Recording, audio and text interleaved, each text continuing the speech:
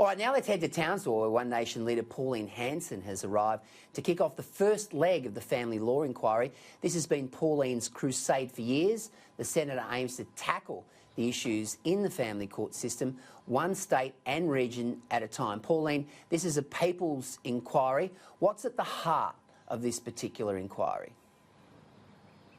Well, Peter, it's taken me 3.5 years to actually get the inquiry, which I'm really pleased that it's now. The first date is tomorrow in Townsville for the people to actually have their say.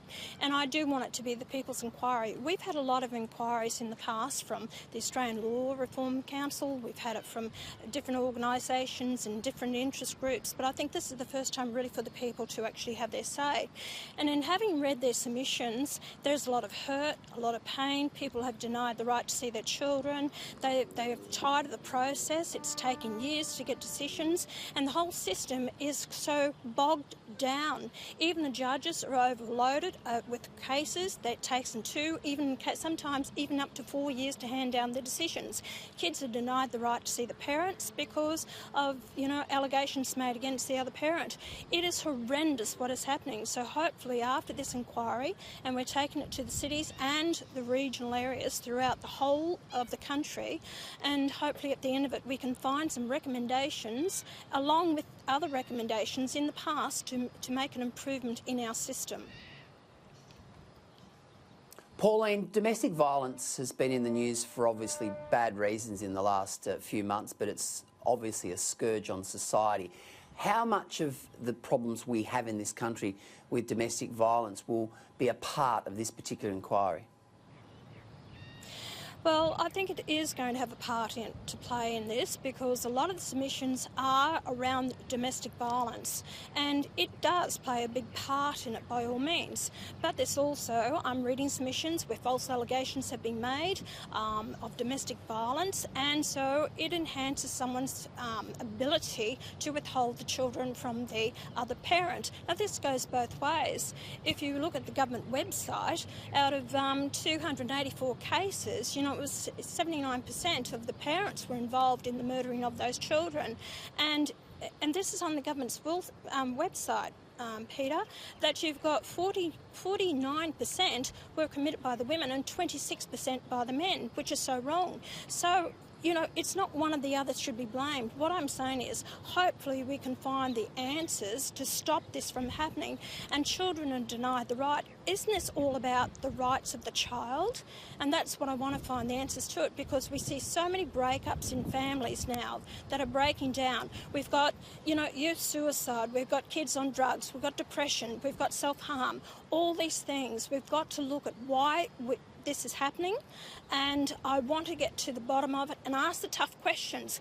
And I will ask the tough questions, and if they don't like what I've got to say, well, I really don't care, because there's people out there who want the answers to it, because what's happened has not helped our whole situation, what's happening in this country. All right, coronavirus, Pauline. I mean, this stimulus package, they're talking up to $10 billion. Is that going to help?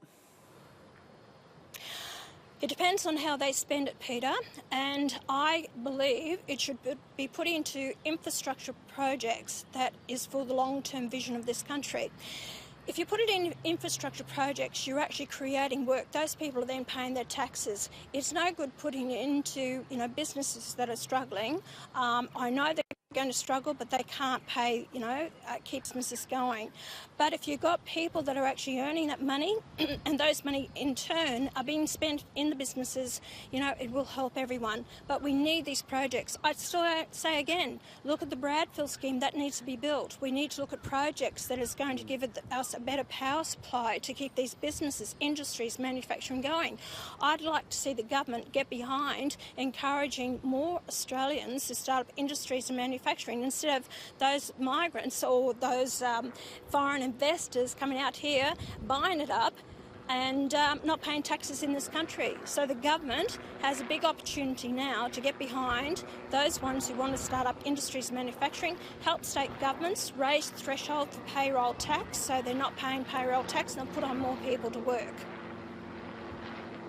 Pauline, you mentioned energy. Now, we saw Anthony Albanese come out last week and commit Labor to a zero emissions policy by 2050.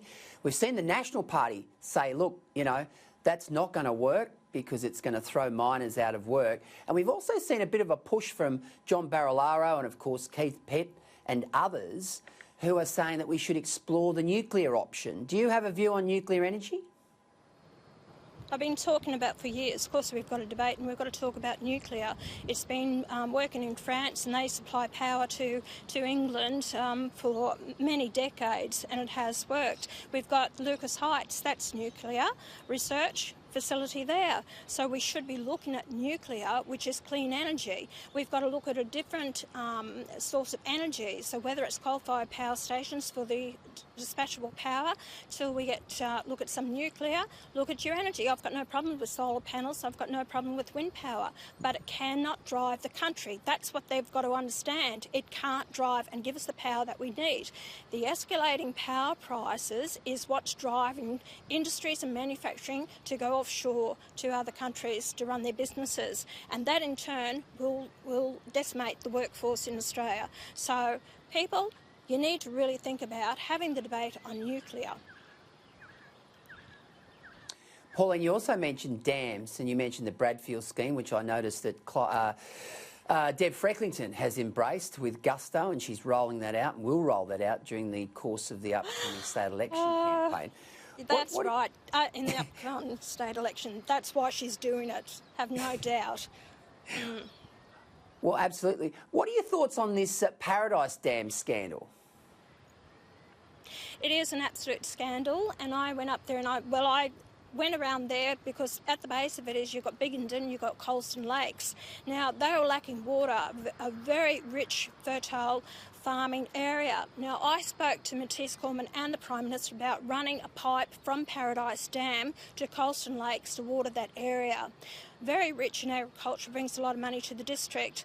Well, the next thing is the government, the state government says they're going to lower the dam wall, lost 110,000 megalitres of water, just let it run out.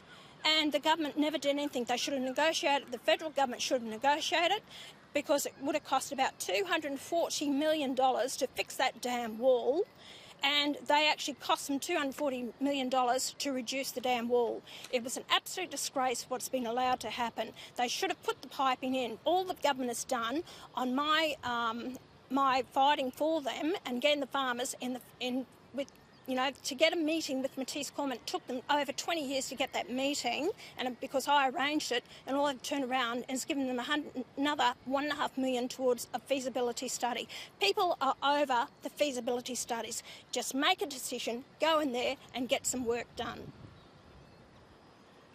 Pauline Hanson, thank you for joining us from Townsville. Of course, that family law inquiry kicks off tomorrow in the beautiful North Queensland capital, and of course it then goes on to capital cities after that. Thanks, Pauline. Thanks, Peter. Bye.